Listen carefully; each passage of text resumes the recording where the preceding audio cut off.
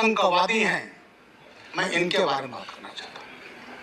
महोदय, मैं कुछ घटनाओं का जिक्र करना चाहूंगा और उसमें किस तरह से इस देश को टेरराइज किया गया। मैं उत्तर प्रदेश में सेवा में था।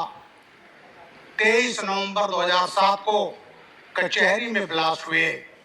लखनऊ, अयोध्या और बनारस मारे गए 1.5 दर्जन लोग। और उसके बाद जब ये घटना हुई उसके 2 मिनट पहले टेरर मेल आया मीडिया को, हम ब्लास्ट करने जा रहे हैं, जो करना हो कर लो। और उस टेरर मेल में ये भी कहा गया कि हमने श्रमजीवी ब्लास्ट किया है, हमने दिल्ली ब्लास्ट किया है, सरोजिनी नगर ब्लास्ट किया है। उसी घटना में और बॉम्बे में सीरियल ब्लास्ट हुआ था 11 जुलाई 2006, जिसमें 209 लोग मारे गए थे।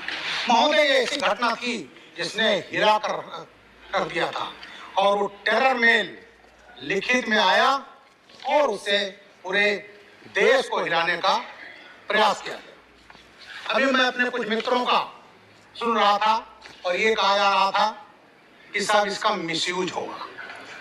महोदय, उस पार्टी को कहने का हक नहीं है जो आतंकवादियों के 15 केसेज उत्तर प्रदेश में वापस लेती है।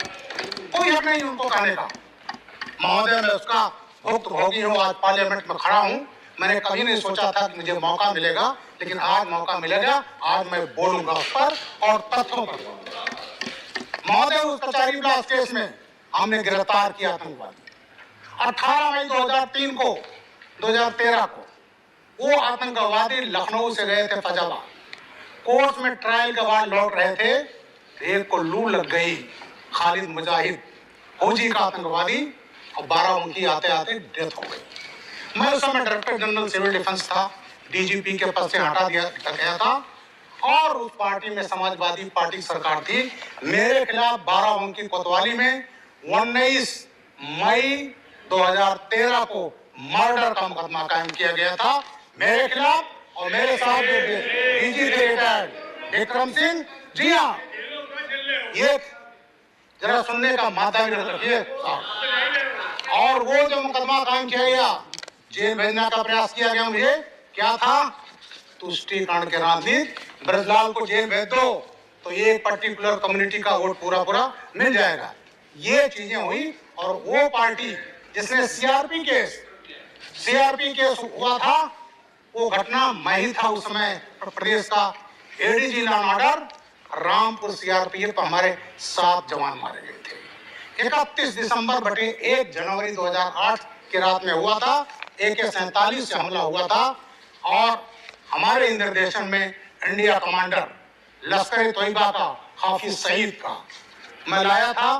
दोनों पाकिस्तानी फिदाइन मोहम्मद फारूक, इमरान लोकल मैन, और ला करके हमने चार्जशीट लगाई, RDX मिला, AK-47 मिला और वो जो समाजवादी पार्टी सरकार आई तो उस केस को भी वापस लिया गया। मैं हाईकोर्ट इलाहाबाद को मैं सलाम करता हूं। हाईकोर्ट ने जानते क्या कहा था? महोदय, आप कौन होते हैं केस वापस लेने वाले? आप कौन कह रहे हैं कि निर्दोष है? दोषी और निर्दोष तय करेगा कोर्ट। और इलाहाबाद हाईकोर्ट का एक कमेंट था कि आज आप केस वापस ले रहे हो, कल को उनको पद्म विभूषण दे दोगे। ये इलाहाबाद हाईकोर्ट का था। और वो सीआरपीएफ अटैक का केस जो सरकार ने वापस लिया था, उसमें 4 को फांसी की सजा हो गई, 1 को आजीवन कारावास हो गया, 1 को 10 साल। तो महोदय, ये जो बात करते हैं कि दुरुपयोग होगा, फला होगा, इनको ये दुरुपयोग और सदुपयोग कहने का कोई। तो ये जो टेक्नोलॉजी बढ़ी तो ऐसे उसकी जरूरत थी, क्योंकि अभी मैं देख रहा था एक साहब ने कहा कि बड़ा दुरुपयोग होगा दिल्ली के। महोदय, इसमें कुछ ऐसी पार्टियां हैं जिन्होंने याकूब मेमन और अफजल गुरु को फांसी दे जब सजा दी गई तो उस फांसी को सजा को रोकने के लिए रात में सुप्रीम कोर्ट का दरवाजा खटखटाया गया। ये जो कहा गया दुरुपयोग होगा, ये दुरुपयोग नहीं, वो पार्टियां बोल रही हैं जो हमेशा इसका दुरुपयोग करती रही। महोदय, एक एक्ट था, हमने उसका काफी प्रयोग किया है, वो होता था टाडा। और टाडा नहीं होता तो आज पंजाब खालिस्तान होता। महोदय, मैंने वो भी आतंकवाद झेले हैं, ऐसे जिले में था। और जब उसकी उपयोगिता खत्म हो गई, जब कश्मीर में आतंकवाद बढ़ रहा था, कश्मीरी पंडित भगा दिए गए थे, उनके मर्डर्स हो रहे थे, तो पार्लियामेंट में हमारी जो उसमें सबसे बड़ी पार्टी देश की थी, उसको लोग लेट गए कि टाडा वापस ले लो, और टाडा वापस लिया गया। हमारे पूर्व प्रधानमंत्री अटल बिहारी वाजपेयी जी, वो जब आए तो क्या लाए? ओटा, प्रिवेंशन ऑफ टेररिज्म एक्ट, और उसको भी 2004 में वापस लिया। अभी मैं सुन रहा था हमारे एक मित्र आरजेडी के, वो कह रहे थे साहब दुरुपयोग होगा। अरे वो पार्टी बोल रही है जिसने गोधरा दंगे को दूसरा रूप दे दिया था, उसका परिदृश्य बदल दिया था। महोदय, टेररिज्म इस देश के लिए सबसे बड़ा खतरा है। मैं अपने देश के प्रधानमंत्री माननीय नरेंद्र मोदी जी को प्रणाम करता हूं, आभार व्यक्त करना हूं कि उनके राज में अपराध को, आतंकवाद को पूरी जड़ समूत उसको खत्म करने का निर्णय लिया। महोदय, मैं तो उस सबके से जुड़ा हूं। कचहरी ब्लास्ट हुआ, संकट मोचन ब्लास्ट हुआ, शीतला घाट ब्लास्ट हुआ, जयपुर ब्लास्ट हुआ, दिल्ली ब्लास्ट हुआ, बटला हाउस हुआ, ये तमाम घटनाएं कांग्रेस के रिजीम में होती रही और आज तो नहीं रही है, क्योंकि सरकार का इकबाल है। और जब सरकार का इकबाल होता है तब ऐसी घटनाएं महोदय रुकती हैं।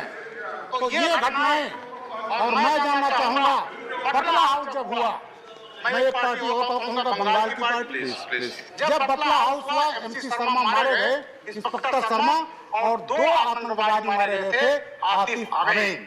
आतिफ अमीन इंडियन मुजाहिदीन का मार दिया कमांडर था महोदय, आजमगढ़। वो आजमगढ़ मॉड्यूल 25 लोग पाकिस्तान में ट्रेन थे। आतिफ अमीन मोहम्मद साजिद मारे गए थे, सैफ गिरफ्तार हुआ था। उसके बाद हंगामा मच गया, क्योंकि एक शहजाद था, उसको मैंने गिरफ्तार करके आजमगढ़ से दिया था, जिसको दिल्ली कोर्ट ने आजीवन कारावास की सजा दी। और ऐसे केस में आंसू बहाए जा रहे थे। कांग्रेस के नेता, उन्होंने आजमगढ़ को उन आतंकवादियों के घरों को तीर्थ स्थल बना दिया था। वहां जा करके वहां से दिल्ली भेज करके प्रदर्शन कराए जा रहे थे। और एक नेता और कांग्रेस के थे, पार्टी थे 11 फरवरी 2012, और ये कहा था बटला हाउस की तस्वीर देख करके उनकी नेता की आंखों से आंसू गिर रहे थे। आज ये पार्टी के लोग ये कह रहे हैं, ये कह रहे दुरुपयोग होगा। महोदय, ये कानून आज के रिक्वायरमेंट को देखते हुए जिस तरह से अपराधी हाईटेक हो गए हैं, अगर हम हाईटेक नहीं होंगे तो उसका मुकाबला हम नहीं कर पाएंगे महोदय। इसलिए ये जो बिल है, ये बहुत जरूरी है।